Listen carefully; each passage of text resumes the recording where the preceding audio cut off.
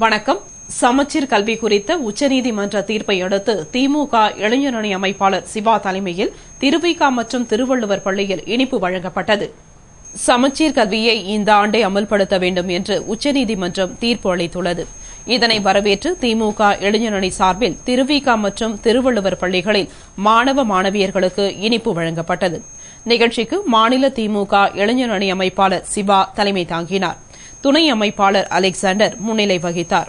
நிகழ்ச்சியில் முன்னாள் சட்டமன்ற உறுப்பினர் ராஜாராம், நிர்வாகிகள் தைரியநாதன், பேட்ரிக் மோகன்ராஜ், மாறன், பாபு, ஆறுமுகம், வெங்கட், ஈசாக், மணிமாறன் உட்பட பலர் கலந்து கொண்டு மாணவ மாணவிகளுக்கு இனிப்புகள் வழங்கினர்.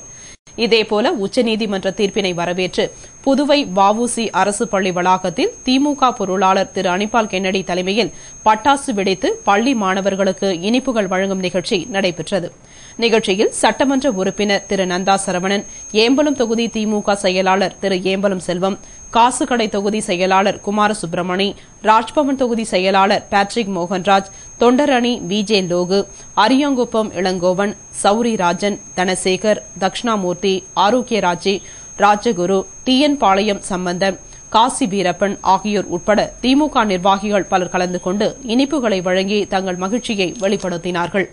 இதேபோல சமச்சீர் கல்வியை தமிழக அரசு இன்னும் 10 நாட்களுக்குள் அமல்படுத்த வேண்டும் என்று உச்சநீதிமன்றம் தீர்ப்பு வழங்கியதை முன்னிட்டு திருபுவனை தொகுதி திமுக சார்பாக திருவாண்டார் கோவிலில் உள்ள அரசு பள்ளியில் பயிலும் மாணவ மாணவிகளுக்கு லட்டு வழங்கும் நிகழ்ச்சி நடைபெற்றது. நிகழ்ச்சிக்கு திருவாண்டார் கோவில் காந்தி தலைமை தாங்கிட திமுக நிர்வாகிகள் வேலழகன், ஜோதி, பழனி ஆகியோர் முன்னிலை வகிக்க ரமேஷ், வாசு, வில்லிசாமி, திருவாண்டார் கோவில் சக்திவேல் கவுண்டர், முருகையன், கண்ணபிரான், குமார், சவுந்தர், முத்துக்கண்ணு, மகாதேவன், ஐயனார், நாராயணன், ராஜா மற்றும் பலர் கலந்து கொண்டனர். நிகழ்ச்சியில் அனைத்து மாணவ மாணவிகளுக்கும் வாழ்த்துக்களை கூறி திருவாண்டார் கோவில் காந்தி லட்டு வழங்கி தனது மகிழ்ச்சியை வெளிப்படுத்தினார். தமிழக முதல்வர் ஜெயலலிதாவை விமர்சித்த இலங்கை அதிபர் ராஜபக்சே தம்பியை கண்டித்து புதுவை அதிமுகவினர் கோத்தபய ராஜபக்சேவின் கொடும்பாவியை எரித்து ஆர்ப்பாட்டம் செய்தனர். தமிழர்களை படுகொலை செய்த இலங்கை அரசு மீது ஐநா சபை பொருளாதார தடை விதிக்க வேண்டும் என மத்திய அரசை வலியுறுத்தி தமிழக சட்டமன்றத்தில் தமிழக முதல்வர் ஜெயலலிதா தீர்மானம் நிறைவேற்றினார். இதனை விமர்சித்து இலங்கை அதிபர் ராஜபக்சேவின் தம்பி கோத்தபய ராஜபக்சே பேட்டியளித்துள்ளார். இதை கண்டித்து அதிமுகவினர் அண்ணா சிலை அருகே ஆர்ப்பாட்டம் செய்தனர். ஆர்ப்பாட்டத்திற்கு சட்டமன்ற உறுப்பினர் அன்பழகன் தலைமை தாங்கிட சட்டமன்ற உறுப்பினர்கள் ஓம் சக்தி சேகர், புருஷோத்தமன், பெரியசாமி, பாஸ்கர் ஆகியோர் முன்னிலை வகித்தனர். ஆர்ப்பாட்டத்தில் அதிமுகவினர் திடீரென கோத்தபய ராஜபக்சேவின் கொடும்பாவியை எரித்தனர்.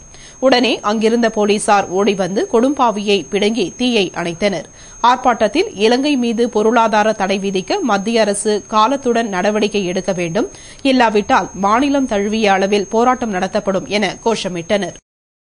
சமச்சீர் கல்வியை அமல்படுத்த வேண்டும் என்ற உச்சநீதிமன்ற தீர்ப்பு தர்மத்திற்கு கிடைத்த வெற்றியாகும் என திமுக மாநில துணை அமைப்பாளர் SP சிவக்குமார் கூறினார்.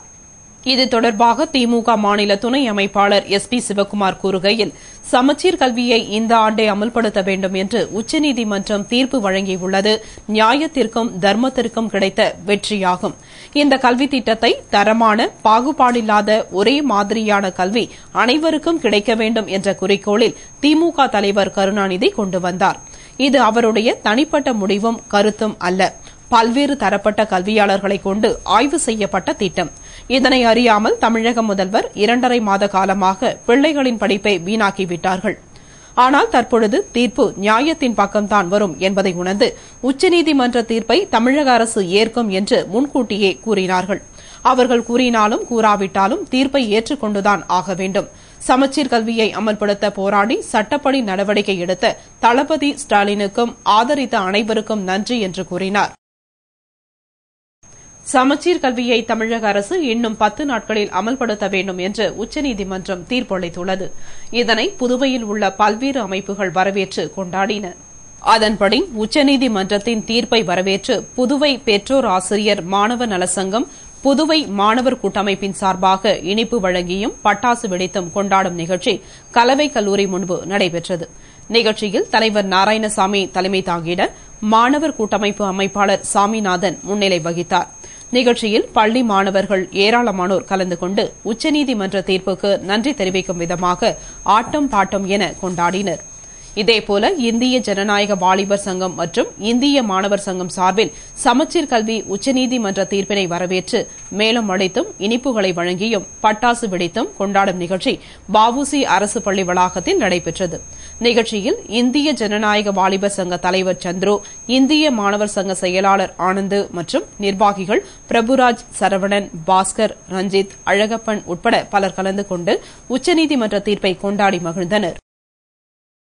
புதுவை திருவள்ளுவர் நகரில் ஆயில் மில் தொழிலாளியை கடப்பாரையால் குத்தி கொலை செய்துவிட்டு தப்பி ஓடிய கொலையாளியை போலீசார் தேடி வருகின்றனர். புதுவை திருவள்ளுவர் நகரில் ஒரு தனியார் ஆயில் மில் உள்ளது. இங்கு உருளையன்பேட்டையைச் சேர்ந்த லூர்துசாமி என்பவர் காவலாளியாக பணியாற்றி வந்தார். அவர் நேற்று பணி முடிந்து வீடு திரும்பாததால் மற்றொரு காவலாளி பாண்டியன் அவரை தேடி மில்லுக்கு வந்தார். அப்பொழுது அவர் லூர்துசாமி நெற்றியில் கூர்மையான ஆயுதத்தால் குத்தப்பட்டு ரத்த வெள்ளத்தில் பிணமாக கிடப்பதைக் கண்டார்.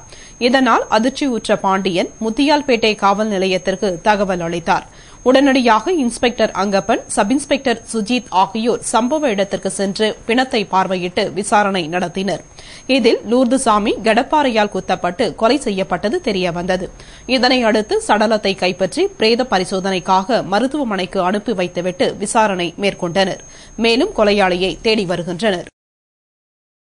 வெள்ளையனே வெளியேறு என்ற முழக்கும் நாளினை முன்னிட்டு புதுவை பிரதேச காங்கிரஸ் கமிட்டி சார்பில் தியாகிகள் கௌரவிக்கப்பட்டனர். புதுவை பிரதேச காங்கிரஸ் கமிட்டி அலுவலகத்தில் காங்கிரஸ் சார்பில் வெள்ளையனே வெளியேறு என்று மகாத்மா காந்தியடிகள் பம்பாயில் நடத்திய கூட்டத்தில் முழங்கிய நாளான இன்று இளைஞர் காங்கிரஸ் தினமாக கொண்டாடப்பட்டு சுதந்திர போராட்டத்தில் ஈடுபட்டு உயிர் தியாகம் செய்த தியாகிகளுக்கு புகழஞ்சலி செலுத்தப்பட்டது. இதனை முன்னிட்டு தேசப்பிதா மகாத்மா காந்தியின் திருவுருவப் படத்திற்கு மலரஞ்சலி செலுத்தப்பட்டது. பின்னர் சுதந்திர போராட்ட தியாகிகளுக்கு கதர் ஆடை அணிவித்து கௌரவிக்கப்பட்டு இனிப்புகள் வழங்கப்பட்டது.